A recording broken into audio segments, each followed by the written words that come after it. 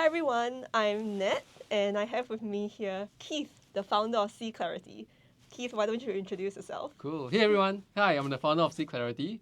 So we are a content creation platform for B2B founders to build their personal brand on LinkedIn and then leverage that to generate leads. So yeah, happy to be here today. So cool to meet you in person finally. So Keith and I actually met through LinkedIn. I can't remember how we first connected, honestly. Definitely through one of your posts. And then it resonated because it spoke about personal branding, Right. about being authentic, the challenges. I think it's more really about we resonate with the same challenges, about sharing our stories, our insecurities, and that I think got us connected. Yeah, for sure. And can't believe I'm actually meeting you in person today. So what I did, prepared a stack of questions, rapid fire questions for us to get to know you. Cool. And so pick one. Okay, this one. Go. Okay, so the question is, first thing you thought about today when you woke up? Wow. Coffee. Coffee. Is that the first thought you have almost every day? Almost every day, yes. I need to do some stretching and then get coffee. Okay, good. Next. Okay. Okay. The biggest lie you told in 2024. Wow. I kind of slipped this. I slipped this in without you knowing.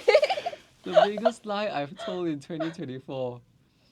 I think the same lie every year, Okay. which is that I know what I'm doing.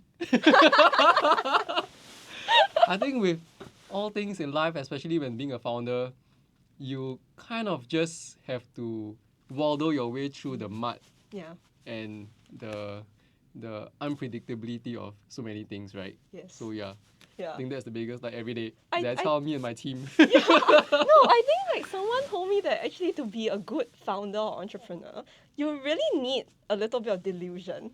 Yeah. Right? Like you kind of Yeah. need to tell yourself that things are working out when it isn't quite so. Correct. So I feel like yes. Correct. Okay, or that's a or good that one. it will work out. Yes. Despite all the signals that it may not. Yeah. And I guess that's also part of the fun of being a founder. Yeah. Okay, one more. Okay, last one. Yes, last one. Okay, hope it's easier. What you wish AI can take over but can't? Ah. Oh, this is easy. Folding the clothes. Of all the chores that you can pick, you pick folding the clothes to be the one that's the most painful.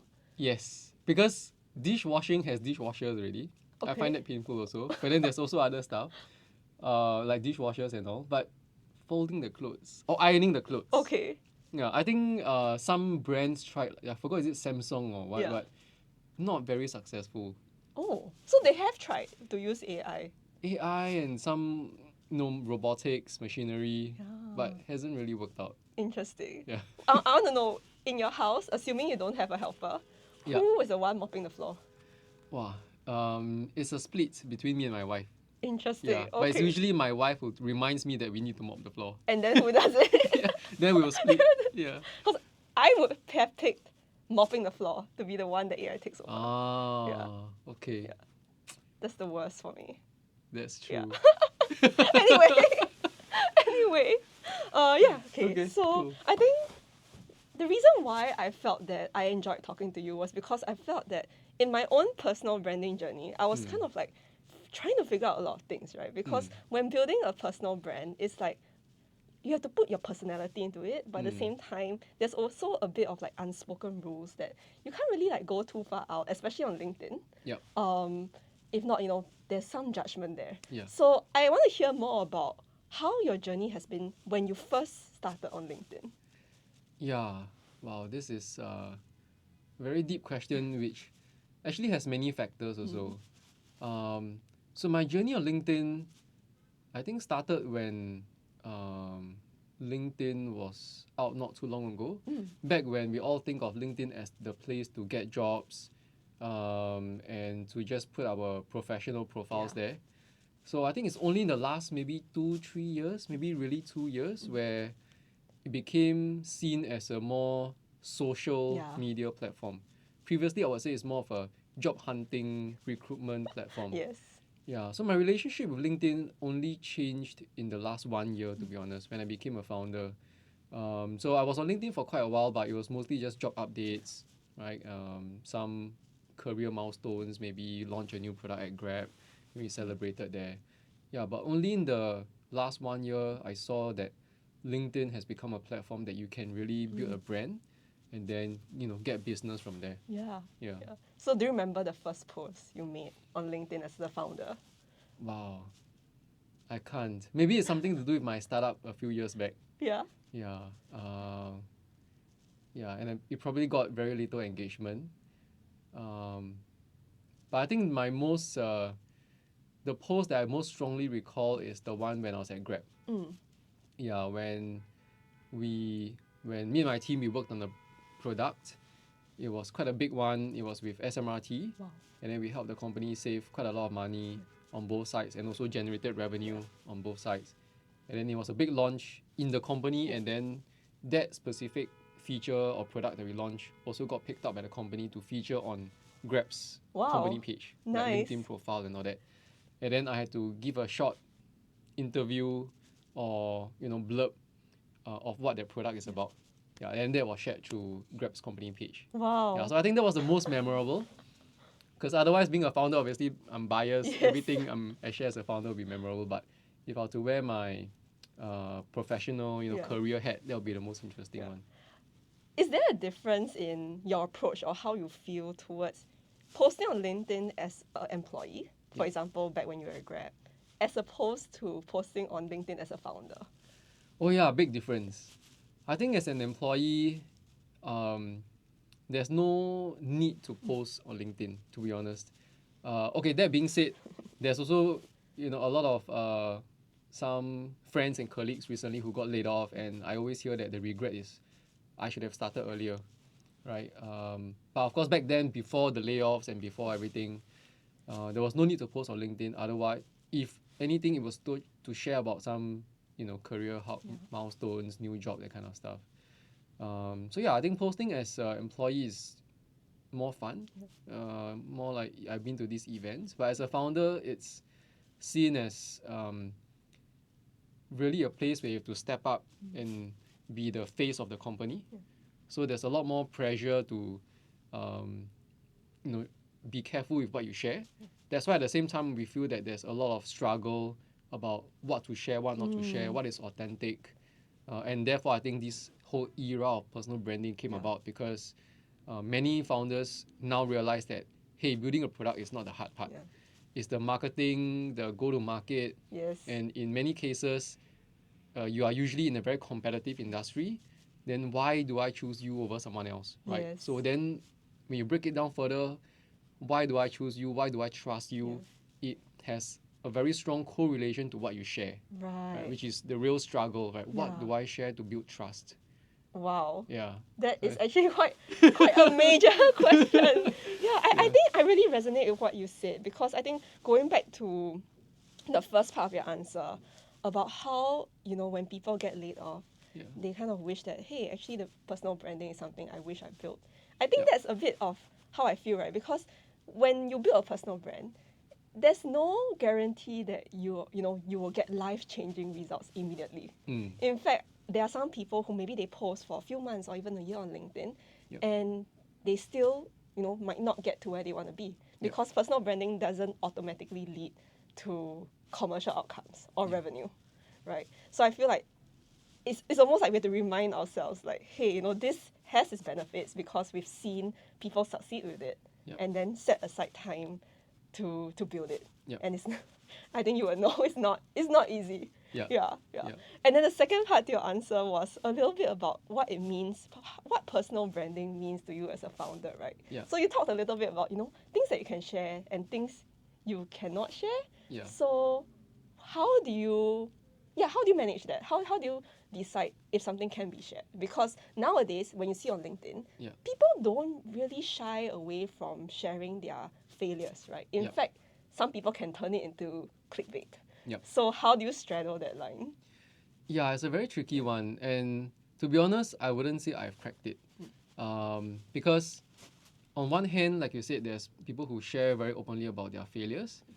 Then on that same hand, there's also people who share very openly about their traction, their revenue, lost customers.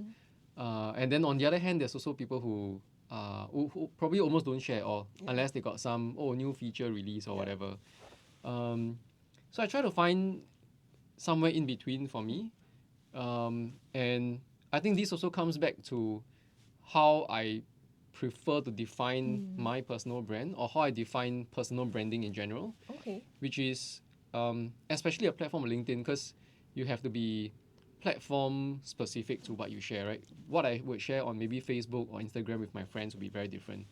But on a platform like LinkedIn, I prefer to think, unless it has vastly shifted, but I don't think so. Most people will still go to LinkedIn to want to learn something and connect with their industry peers. Right. So that means we want to learn more about certain industry insights or trends, learn about some pinpoints that other folks in our profession may also be facing, and what can we learn from it. So from that lens, I prefer to come from the angle of, hey, what can I share with you today that will be helpful in your role? Yeah, that would make me be not so much the instructor or the expert, but more of someone who has walked in your shoes, been there, done this, and this is what I've experienced or learned. Right. Yeah. I see. So mostly you are taking it as like a educational approach, right? You Correct. just want to maybe give them more information to help them in their journey. Correct. Yeah. But what if I tell you that there's a segment of your audience who are people like me, right? Where I followed you because I noticed, yes, you give educational information about the tool you're building and how we can use AI to help our own personal brands. But over time, as we follow you, it's like I feel like I want to know more about you. Yeah. So have you ever thought about, like sharing more personal stories on LinkedIn? Yeah. So yeah, there's also some aspect to that, which is always a tricky balance, because again, the cliche statement is, end of the day, in B2B especially, people buy from people we like. Right? It's a very human, very relationship driven transaction. Even though it's a commercial transaction, we want to buy from people we like. So yeah, there's gonna be elements of personal story, but I think the question, and I don't think there's a magic bullet answer, is how much of that to share, what to, and if I were to share this personal story, what is that takeaway? Yeah, so I can give you one very concrete example. For example, so recently I injured and fell down, right? And thank God now I can walk again. But about 2 weeks ago, I was bedridden for 2 days. And it was a very big shock to me that I wanted to share on LinkedIn to really just let people know that health is really so important. Right, that was a big trigger because I used to run every day, and to be bedridden was a big shock to my system. So I shared this post about how I went from being an active runner to being bedridden in 2 days, and that was my highest performing post ever. It got over 1 million impressions. I think maybe 1.5 million or something, and it got reshared my record number of times it got reposted. So that was great, and then the engagement, the vanity metrics were great. But I didn't get very strategic new connections that was helpful to the business, nor did I get any DMs to talk about the business. So that's a very classic example of, people would resonate with this story, and there's a personal story angle that helps people to know more about what I'm going through. People did send me messages, hey Keith, are you okay? So I was also very touched with all those. But from a business perspective, it didn't help. Right, so you need to find the right balance, I think. Right. What is that balance of these kind of stories to help people know more about me, what I'm going through, and then to be really a thought leader, I think we sometimes tend to overcomplicate things. So I try to simplify what that means by just thinking that, okay, if I want to build a personal brand, I want to be a thought leader, how can I be that person who's giving you helpful advice or helpful tips in the problems that you are facing today? So it's just finding that ratio and balance.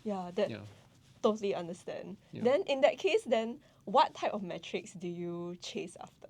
Oh, great question. So, okay, I'm a bit biased because we have our own tool at Cclarity that does this. So for me, I think for those without a tool that dives deeper into what those engagement means, what I really look at is what number of engagements came from my target audience. Especially for posts that I talk about what my product can do, or what personal branding is, how can someone build a personal brand. These are posts that I hope would somehow convert to some web traffic or some potential users, right? So I will look at to what extent the likes and comments came from my target audience. Oh. Yeah, so we actually have a feature at Cclarity that does this, that filters out, like, out of 100 likes, how many came from your target audience based on their job title and country. Oh. Yeah. Okay. Actually, I didn't know that, so I have to check it out again. Yeah. But since Yeah. we're on the topic of Cclarity, I think Yeah. it's also good time for us to jump in, right? Because so for myself, I consider myself to be a slow adopter of new technology. Let me give you an example of what I mean by slow adopter. I think as of last year, I was still using an iPhone 8.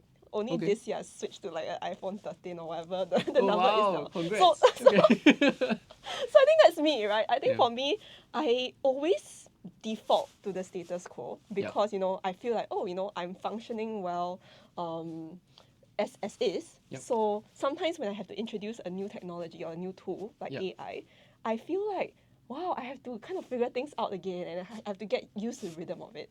So I want to know from your perspective, since you are building an AI tool, right? Have you had customers with that type of experience? Like, you know, people who have maybe found it a bit more difficult to adopt new tools in their workflow, and how can you help them, you know, get over this hurdle? Because obviously the tool has its utility, right? So how do we get over this hurdle of introducing new tools into your workflow? Yeah. So I think what you're going through is absolutely normal. And I think the majority of the world is that kind of behavior, which is okay. So I think from the lens of a founder, this is where in the go-to-market strategy, we're going to find who are the early adopters and then who are the, I won't say the laggards, but the later adopters, right? Then the laggards will be after that. So, so I think we have to find first and foremost people who are more open to new tools, because you can be facing the same problem, facing the same pain point, but going with the status quo is just more comfortable, right? So I think it's not so much how painful it is, it's more of also a certain mindset of the interest to try a new product. Yeah, so we have to find that early adopter segment first. Yeah, so then once you find those early adopter segments, it's really just making sure that it's the right user, that they have the problem that problems of, you know, around personal branding, around lead generation, and then we've got to go into why this tool is the right tool to help them. Right. Yeah. So then, based on what you shared, then how do you get your first customer? One that's not a friend, like, you know, not a friend. Yeah. So how do you get your first customer? So for us, we really eat our own dog food. Meaning I use the product almost every day whenever I have time to post. So I try to do it every other day. And the first stranger customer is actually through LinkedIn post. Nice. Yeah, I've never done any outreach, at least aggressive outreach. I've done some experiments. But yeah, the rest has been all through LinkedIn post. So we've got customers from US, UK, you know, and interesting parts of US like California, then got some smaller states like Philadelphia. And I'll ask them, hey, how do you know about Cclarity? And they say, oh, I just came across your post and decided to try it out. Wow. Yeah, so it's really interesting. So this shows that it really works. Then, you know, the next question is, okay, for someone who is B2B, uses LinkedIn to get leads, then is how to scale this. Right. Yeah, but I think this is a testament that it really works. Yeah. Yeah. I'm curious, so just in case people who are listening to this may not be aware, how does Cclarity differ from other competitors who, you know, can also help people write LinkedIn posts? Yeah. Great question. I think in the segment of content creation using AI is very, very saturated, right? And even recently, Apple Notes can help you to do this. Exactly. So I think where we differ is really being hyper focused on helping B2B founders get leads. Yeah, so how we do this is through three ways. The first way is through analytics. So like I said, we actually scan through all your engagement, see which one came from your target audience, and then be able to tell you and say, hey, this post, although it has less likes, but it got a lot more engagement from your target audience. So therefore, you should write more of this and less of another post. Right, so this informs your content strategy and say, hey, people like this kind of advice or this kind of stories more. So then once we have that, we have the content creation feature that helps you to write LinkedIn content in a very human, non-AI way. So we've managed to crack this capability where we remove all the GPT sounding words. We actually moved away from templates. We started from that, but now we moved away from templates. So your content is a lot more fluid. and it's a lot more natural and a lot more different styles. Yeah. So I think that's the key differentiator. But I think the last one, so we have 3 key features. So the last one that's releasing in December is the one that we're most excited, because again the goal is to lead gen, right? So that last feature actually helps. Say I'm a marketing agency, and I'm a founder or I'm a salesperson in a marketing agency. So this last feature helps me to track my competitors, the post that they put out, and if they were to put out a post, and if it's a post that's a lead magnet especially, I will be able to scan and analyze all the engagement from my competitors' lead magnet post, find out who's my ICP, because then this means those people are problem and solution aware, right? They know about my competitor. Then I would be able to, so Cclarity will be able to tell you these are the people who engage with your competitors, and say you should reach out to these people. And then you can do your own nurturing and all that. We'll be able to help you with some DMs and messages, templates that work. But what the key thing is to help you to identify active leads on LinkedIn that are problem and solution aware because they engage with your competitors' posts. Wow, okay, I think that sounds amazing, right? Like, and that's something that your competitors don't have at the moment. Yeah, so most people, some lead gen agencies do this or help their clients do this. So from what we know, most people do this manually, right? You would go through a lead magnet, click into the comments and do this manually. Yeah, so we want to really automate this because we see this as a very complete and holistic loop. Because from the content strategy perspective, you can then also see, hey, this lead magnet worked, or this post really worked for your competitor or that competitor founder. And this again can be used to inform what you write in your content strategy. I see. Right. So the content piece is always needed because we really believe in getting leads or building your business through your personal brand. But then how do you couple that with your lead gen activities? Right? Because not many people have that connection volume or have that kind of engagement or have that kind of content to go viral. And maybe if you go viral, it's not regular, right? Maybe one post go viral, then the other one doesn't. So the truth is, unless you are some KOL or some content creator who does this every day for a living, most founders really need to do some kind of outreach. Right? Otherwise, there's no way you can get leads. Yeah. So some people say, oh, I get all my leads through inbound and all that. I think that's great for them, but it's really the minority. Yeah.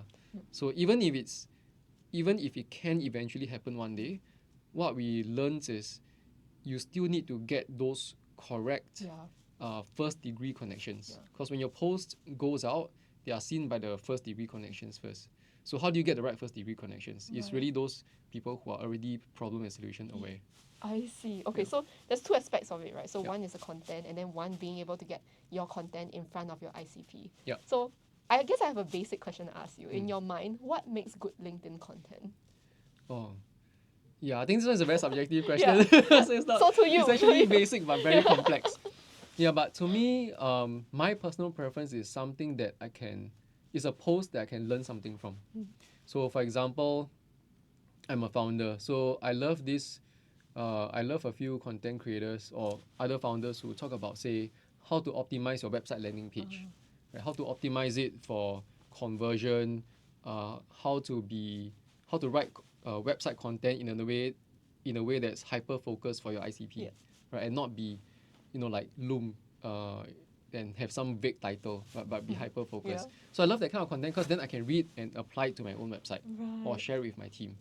So my personal preference are those, less of like stories about what I've been through and all that. So those are interesting, and but yeah, my personal preference is something where I can learn some advice or tips from and apply it straight away. I see. Because, okay, so then the next question would be, if you are looking to learn something, right? So just now you spoke about how Cclarity are moving away from templatized content. But I guess it's like, if you're looking to learn something, don't templates work?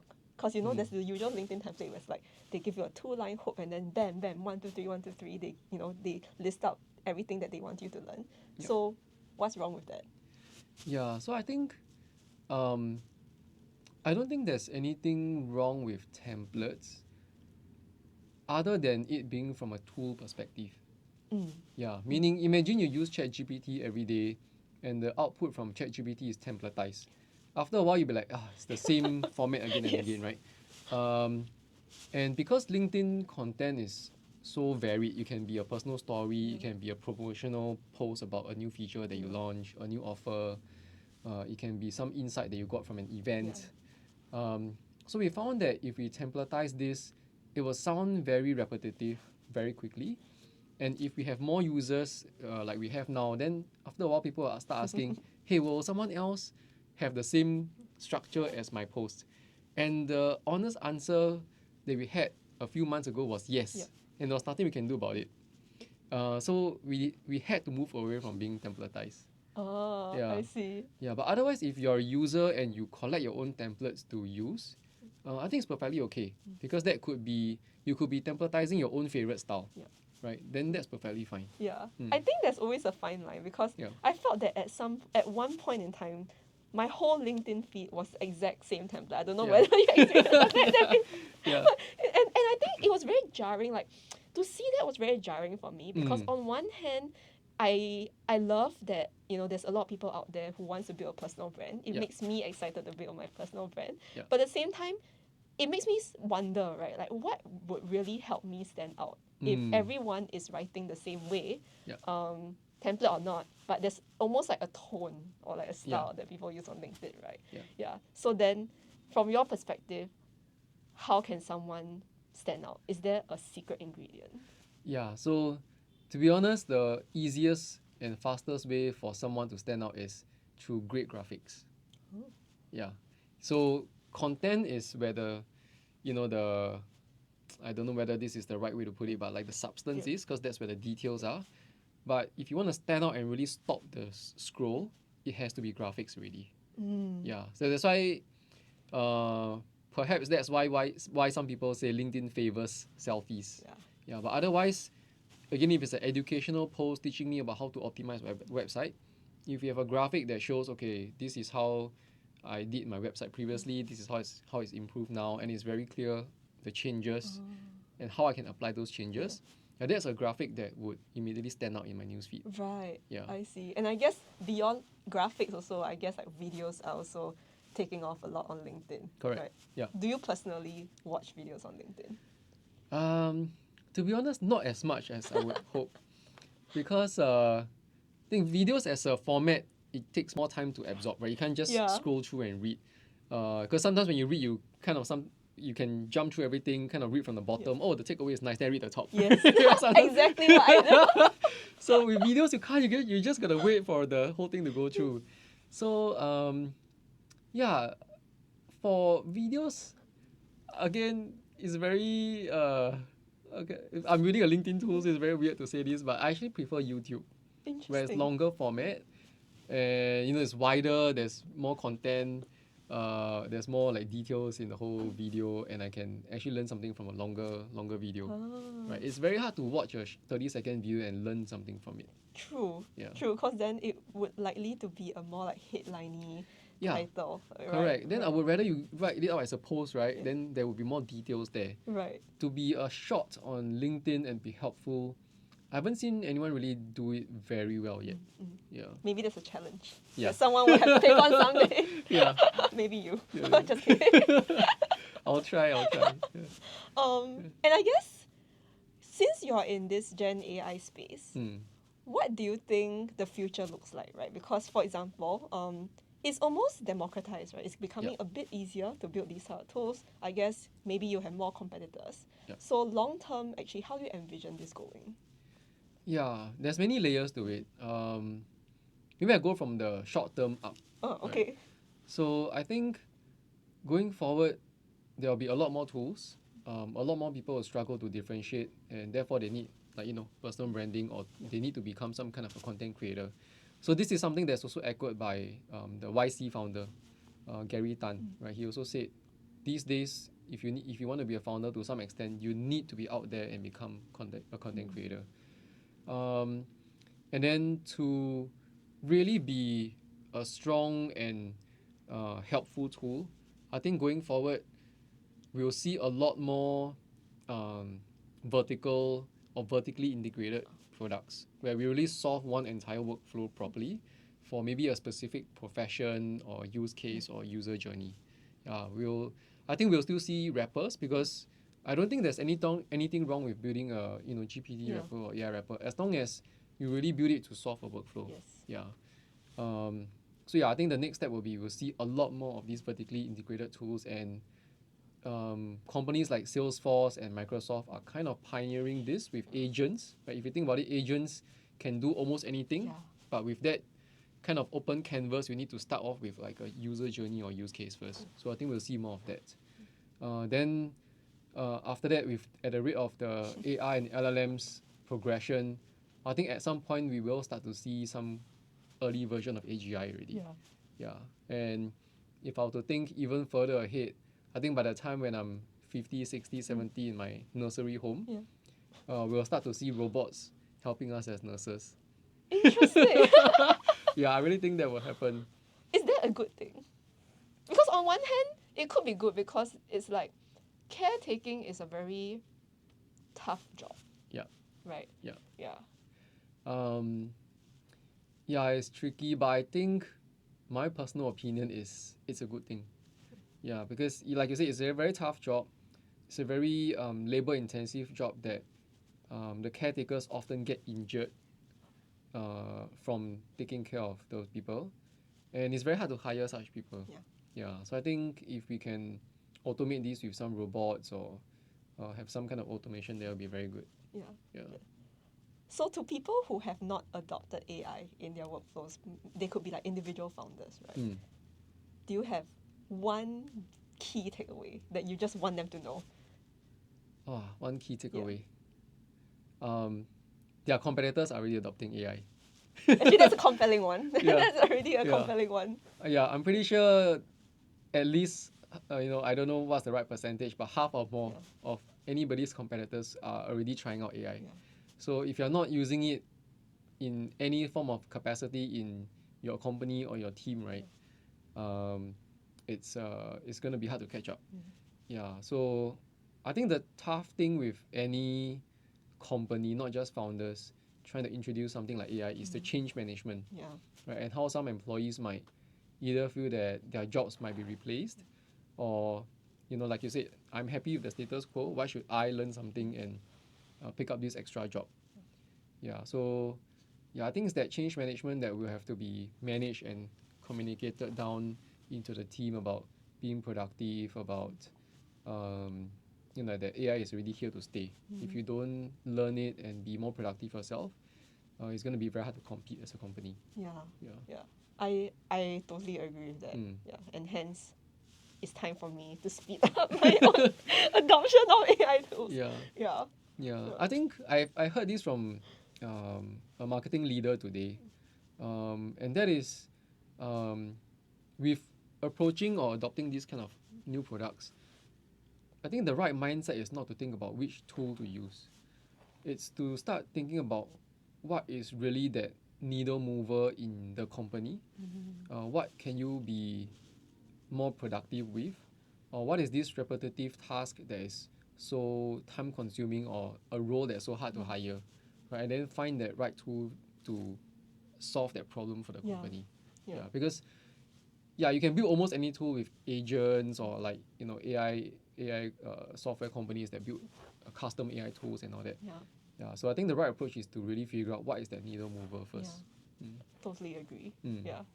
Actually, I think that's a good point, because I think nowadays, businesses are really facing a competitive environment. Right? I think on LinkedIn, you actually always see a lot of like complaints about salespeople, being too aggressive, trying to spam your inbox. So when I see that, actually, it tells me that actually maybe leads gen nowadays is very tough, because on one hand, it's like the old ways of door-to-door knocking or like cold outreach. They are kind of, I don't know, I don't want to use a very strong word, but it's almost like they are gone, right? Or like we are moving towards a direction where people are not as open to all these like cold outreach anymore, right? So then, since you're a founder and I guess you also would need to do leads gen, then how do you think people who need to do sales can do leads gen, and in a sustainable way that doesn't piss off everyone and cause them to have bad personal branding?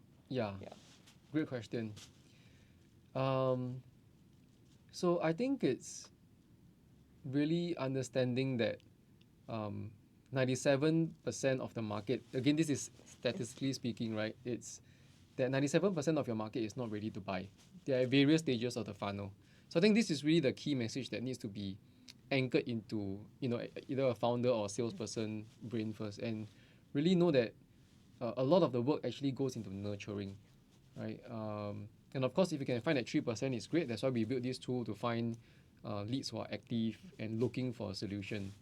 But otherwise, I don't think cold outreach is dead, nor do I think cold emails or cold DMs are dead. It's just that I think we have a higher bar to reach now, right? A lot more, like you said, we have been bombarded by cold emails, spams, phishing emails. So even it's not just helpful sales emails, but even spams and all that is really desensitizing us. So that means we have a higher bar to hit of how can we make sure that if we were to send a cold outreach or cold email, that it is personalized and we know that, okay, this is a person who has a high chance that he or she may be interested in my offer. And how can I write it in a personalized way that that I won't sound salesy and will add value first. Yeah. So for example, if I were to track track a profile that has engaged with a competitor's post and then it has engaged with a lead magnet, a helpful way would be to approach them and say, hey, I saw that you engaged with this post. Seems like you're interested in this product, or is this the problem that you have that you're hoping to solve in your company? Because if yes, we actually help a company to solve this problem, and we help them to increase, productivity or increase the number of leads generated with these, and with a guide to show how it's done. You want to check out the guide, right? So don't go with selling the product or the service, but be like a guide or like a, like a advisor first to say, hey, we have a guide and this worked for someone else. You want to check out the guide. Right? Then use that kind of guide and your own lead magnets to nurture them. Right. Yeah. So that's very consistent to how you approach personal branding overall, like education first, right? Yeah. Yeah. Yeah. And what are your hopes for Cclarity in the next, let's say, 3 years? I know a lot of things can change in 3 years, but one can hope. Yeah. So I think mission-wise is to really hope that our message proliferates, which is the best way to sell is really through your own personal brand and your personal network, because otherwise every other cold message will sound the same, right? And I think it's a win-win for both the salesperson doing this and the company, because as a salesperson, when you do it through your own personal brand, you actually build up your own profile that can carry with you and will go with you to another company as you progress in your career. So yeah, we hope this message really proliferates and more people adopt this method. Then for the company wise, hopefully we can exit at some point. Or I don't have. When I was younger, if you ask me this question, I'll say, I want to IPO. But now I'm like, just hopefully we get to some exciting traction. Somebody buys us and I can take a rest for a bit. Okay, sending a message to the universe. Yeah, please buy us. Yeah. Thanks so much for spending your Friday evening here, Keith. Yeah. It was such a nice chat with you. And thanks guys for listening. Thanks. Yeah, thanks for having me. Had a great time answering the questions. Love those quick questions. There's more. But thanks for having me. Yeah, thank you so much. See you next time. See you.